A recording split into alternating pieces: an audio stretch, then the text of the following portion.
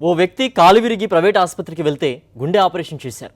అది కాస్త వికటించి ప్రాణం పోవడానికి కారణమైందని బంధువులు ఆరోపిస్తున్నారు. కరీంనగర్లో జరిగిన ఈ ఘటన తీవ్ర కలకలం రేపుతోంది. వైద్యు నారాయణ హరి డాక్టర్ను భగవంతుడితో సమానంగా భావిస్తాం. కానీ కొందరు డాక్టర్లు కాసుల కక్కుర్తితో పేషెంట్ల ప్రాణాలతో చెలగాటమాడుతున్నారు. ఇతడి పేరు షేక్ కరీం. రాజన్న సిరిసిల్ల జిల్లా కేంద్రంలోని ఆసిఫ్పురకు చెందినవాడు. షేక్ కరీం ఇంట్లో జారిపడ్డాడు. కాలు ఫ్రాక్చర్ అయింది. కరీంనగర్లోని ఓ ప్రైవేట్ వైద్యశాలకు కుటుంబ సభ్యులు తీసుకెళ్లారు.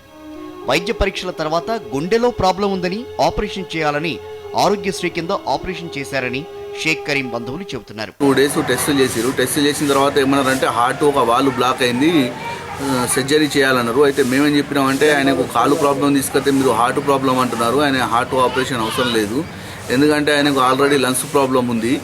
ఆయనకు మళ్ళీ హార్ట్ ఆపరేషన్ చేస్తే తట్టుకుంటుందో లేదో, బాడీ ఏజ్ కూడా ఎక్కువ ఉంది అంటే 70-75 ఏజ్ వాళ్ళకు కూడా చేసినాము అని చెప్పేసి రవిశంకర్ డాక్టర్, మ్యాస్కూర్ డాక్టరు కౌన్సిలింగ్ ఇచ్చినాడు.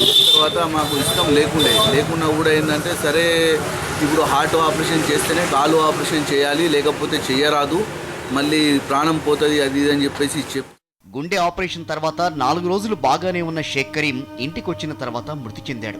ఆపరేషన్ వికటించడంతోనే షేక్ కరీం మృతి చెందాడని బంధువులు ఆరోపిస్తున్నారు. సడన్లీ ఒకటేసారి బ్లడ్ వామిటింగ్ చేసుకొని హార్ట్ స్ట్రోక్ వచ్చి చనిపోయాడు.